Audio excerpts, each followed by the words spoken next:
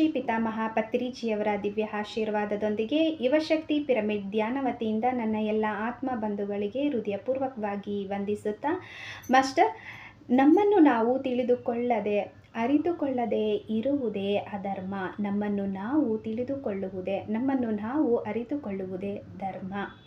ಯಾವಾಗ ಧ್ಯಾನವನ್ನು ಮಾಡುತ್ತೇವೋ, ಯಾವಾಗ ಧ್ಯಾನದ ಸ್ಥಿತಿಗೆ ತಲುಪುತ್ತೇವೋ, ನಮ್ಮನ್ನು ನಾವು ತಿಳಿದುಕೊಳ್ಳುತ್ತೇವೆ, ನಮ್ಮನ್ನು ನಾವು ಅರಿತುಕೊಳ್ಳುತ್ತೇವೆ. ಹಾಗಾಗಿ ಎಲ್ಲರೂ ಧ್ಯಾನವನ್ನು ಮಾಡೋಣ, ಎಲ್ಲರ ಕೈಯಲ್ಲೂ ಧ್ಯಾನವನ್ನು ಮಾಡಿಸೋಣ. ಮಾಸ್ಟರ್, ಕ್ಷಮೆಯ ಧ್ಯಾನ ನಮ್ಮ ಜೀವನದಲ್ಲಿ ನಾವು ಮಾಡಿರುವ ಪಾಪ ಕರ್ಮಗಳಿಗೆ ನಾವು ಸಮಸ್ಯೆಯನ್ನು ಅನುಭವಿಸುತ್ತಾ ಇರುತ್ತೇವೆ. ಧ್ಯಾನವನ್ನು ಮಾಡುವಾಗ ಆ ಸಮಸ್ಯೆಗಳಿಗೆ ಕ್ಷಮೆಯನ್ನು ಕೇಳಿಕೊಂಡು ಧ್ಯಾನವನ್ನು ಮಾಡಿದರೆ ಆ ಪಾಪ ಕರ್ಮಗಳಿಂದ ಮುಕ್ತರಾಗಬಹುದು. ಹಾಗಾಗಿ ಹೀಗೆ ಹೇಳಿಕೊಳ್ಳಿ, ನನ್ನ ತಪ್ಪಿನ ಅರಿವು ನನಗೆ ಆಗಿದೆ.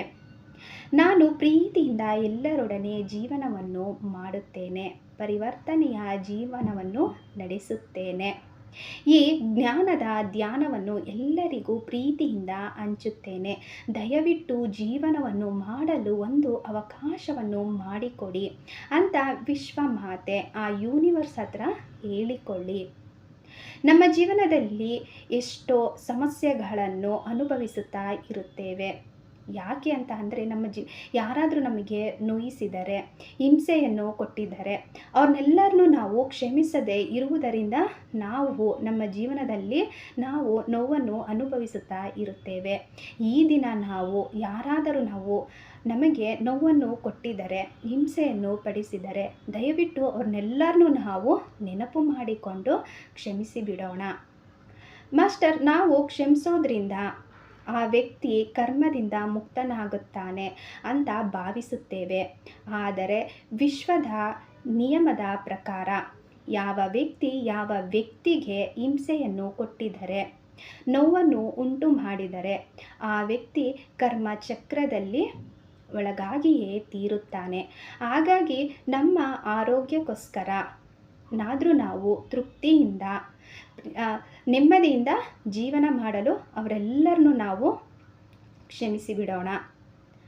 ಮಾಸ್ಟರ್, ತಿಳಿಯದೆ ಈ ಜನ್ಮದಲ್ಲಾಗಲಿ ಗತ ಜನ್ಮದಲ್ಲಾಗಲಿ ಅಜ್ಞಾನದಿಂದ ಯಾರಾದರೂ ನಮಗೆ, ಯಾವ ಜೀವರಾಶಿಯಾದರೂ ನಮಗೆ ಹಿಂಸೆಯನ್ನು ಕೊಟ್ಟಿದ್ದರೆ, ನಮಗೆ ಗೊತ್ತಿಲ್ಲದೇ ನಮ್ಮಷ್ಟಕ್ಕೆ ನಮಗೆ ಆ ದ್ವೇಷ, ಸಿಟ್ಟು ಬರ್ತಾ ಇರುತ್ತೆ.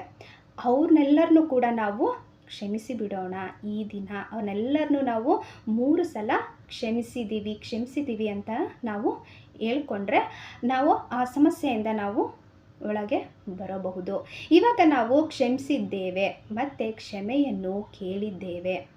ಮಾಸ್ಟರ್, ತಿಳಿಯದೋ ನಾವು ನಮ್ಮ ದೇಹವನ್ನು ಯಾವಾಗಲೂ ನಾವು ಬೈದುಕೊಳ್ಳುತ್ತಾ ಇರುತ್ತೇವೆ. ಈ ದಿನ ನಾವು ನಮ್ಮ ದೇಹದ ಕಣಗಳಿಗೂ ಭಾಗಗಳಿಗೂ ಕ್ಷಮೆಯನ್ನು ಕೇಳಿಕೊಳ್ಳೋಣ. ಯಾಕೆ ಅಂತ ಅಂದರೆ, ನಾವು ನಮ್ಮ ದೇಹವನ್ನು ಬೈದುಕೊಳ್ಳೋದ್ರಿಂದ ನಾವು ಎಷ್ಟೊಂದು ಕಾಯಿಲೆಗಳನ್ನು, ರೋಗಗಳನ್ನು ನಾವು ಅನುಭವಿಸುತ್ತಾ ಇರುತ್ತೇವೆ. ನಮ್ಮ ದೇಹಕ್ಕೆ ನಾವು ಅವಮಾನವನ್ನು ಮಾಡಿರುತ್ತೇವೆ. ಯಾಕೆ ಅಂತ ಅಂದರೆ, ಇದು ಎಡ, ಇದು ಬಲ ಅಂತ ನಾವು ನಮ್ಮ ದೇಹವನ್ನು, ಅಂಗರಚನೆಯನ್ನು ನಾವು ಅವಮಾನಿಸಿರುತ್ತೇವೆ. ಈ ಥರ ಅವಮಾನ ಮಾಡಿರೋದ್ರಿಂದ ನಾವು ಎಷ್ಟೋ ಸಮಸ್ಯೆಗಳನ್ನು, ಎಷ್ಟೋ ನೋವುಗಳನ್ನು ಅನುಭವಿಸುತ್ತಾ ಇರುತ್ತೇವೆ. ಹಾಗಾಗಿ ಇವತ್ತು ನಮ್ಮ ದೇಹಕ್ಕೂ ಕೂಡ, ಅಂಗಾಂಗಗಳಿಗೂ, ಕಣಗಳಿಗೂ ನಾವು ಕ್ಷಮೆಯನ್ನು ಕೇಳೋಣ. ಯಾವಾಗ ನಾವು ನಮ್ಮ ದೇಹದ ಅಂಗರಚನೆಗಳಿಗೆ ಯಾವಾಗ ನಾವು ಕ್ಷಮೆಯನ್ನು ಕೇಳುತ್ತೇವೋ, ಆವಾಗ ನಮ್ಮ ದೇಹ ನಮಗೆ ಪ್ರತಿಕ್ರಿಯೆ ಮಾಡೋದನ್ನು ನಾವು ಗಮನಿಸಬಹುದು. ಆವಾಗ ಆ ಭಾಗಗಳು ಅಂದರೆ ನಮ್ಮ ದೇಹ ನಮಗೆ ಉತ್ತರವನ್ನು, ಅಂದರೆ ನಮ್ಮ ಜೊತೆ ಕಮ್ಯುನಿಕೇಷನ್ ಮಾಡುತ್ತವೆ. ಹಾಗಾಗಿ ಎಲ್ಲರೂ ಯಾವುದೇ ಭೇದ ಭಾವ ಮಾಡಬಾರದು. ನಮ್ಮ ದೇಹ ಎಲ್ಲ ಒಂದೇ, ಎಡ ಬಲ, ಎಡಗಾಲು ಎಡಗೈ ಅಂತ ಯಾವುದೇ ರೀತಿ ಭೇದ ಭಾವನ ಮಾಡಬಾರದು. ಒಂದು ಇಲ್ಲ ಅಂತ ಅಂದರೆ ವಿಕಾರವಾಗಿ ಇರುತ್ತೆ. ಹಾಗಾಗಿ ಅದು ಜಗತ್ತಿನ ನಿಯಮ ಅಂಗರಚನೆ ಯಾವ ರೀತಿ ಇರುತ್ತೋ ಅದೇ ರೀತಿ ಇರಬೇಕು. ನಮ್ಮ ದೇಹವನ್ನು ಯಾವುದೇ ಕಾರಣಕ್ಕೂ ನಾವು ಬೈಕೊಳ್ತಾ ಇರಬಾರದು. ಇದು ಎಡ, ಇದು ಬಲ, ಇದು ಎಡಗಾಲು, ಇದು ಬಲಗಾಲು ಅಂತ ಯಾವುದೇ ಕಾರಣಕ್ಕೂ ನಾವು ಭೇದ ಭಾವ ಮಾಡದೆ ಇರೋದ್ರಿಂದ ನಾವು ನಮ್ಮ ದೇಹದ ಜೊತೆ ನಾವು ಪ್ರತಿಕ್ರಿಯಿಸೋದನ್ನ, ಅವು ನಮ್ಮ ಜೊತೆ ಕನೆಕ್ಟ್ ಆಗೋದನ್ನ ನಾವು ಗಮನ ಹರಿಸ್ಬೇಕು. ಹಾಗಾಗಿ ಯೋಗಿಗಳೇ ಆಗಿರಲಿ, ಬಸವಣ್ಣನೇ ಆಗಿರಲಿ, ಎಡಗೈಯಲ್ಲಿ ಲಿಂಗವನ್ನು ಹಿಡಿದಿರುತ್ತಾರೆ. ಆ ಭಗವಂತನಿಗೇನೆ ಇಲ್ದೇ ಇರೋ ಭೇದ ಭಾವ ನಮಗೆ ಯಾಕೆ? ಹಾಗಾಗಿ ನಾವು ಯಾವುದೇ ಕಾರಣಕ್ಕೂ ನಮ್ಮ ದೇಹವನ್ನು ನಾವು ಬೈದುಕೊಳ್ತಾ ಇರಬಾರ್ದು. ಈ ಥರ ನಾವು ಧ್ಯಾನ ಮಾಡಬೇಕಾದ್ರೆ ಈ ಕ್ಷಮೆಯನ್ನು ಕೇಳುತ್ತಾ ಧ್ಯಾನವನ್ನು ಮಾಡಿದರೆ ಪಾಪ ಕರ್ಮಗಳಿಂದ, ಸಮಸ್ಯೆಗಳಿಂದ ನಾವು ಮುಕ್ತರಾಗಬಹುದು. Thank you master. ನಮಸ್ತೆ.